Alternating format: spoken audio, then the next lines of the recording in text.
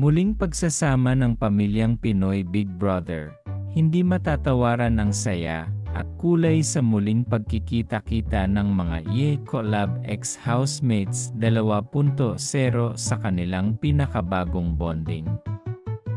Sa kanilang mga ngiti at tawanan, tila bumalik sila sa loob ng bahay ni Kuya kung saan nagsimula ang kanilang matibay na samahan. Sa kanilang mga larawan, makikita ang pagpunta nila sa isang restaurant upang magsalo-salo sa masasarap na pagkain.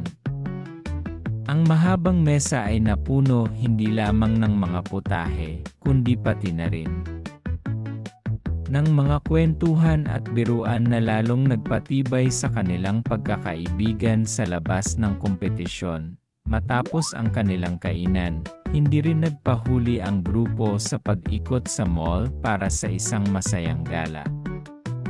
Kitang-kita ang kanilang pagiging komportable sa isa't isa habang nagsiselfie at gumagawa ng mga wacky poses na nagpapakita ng kanilang mga tunay na personalidad. Kahit tapos na ang kanilang laban sa loob ng bahay, napatunayan nila na ang nabuong pamilya at koneksyon ay mananatiling buo.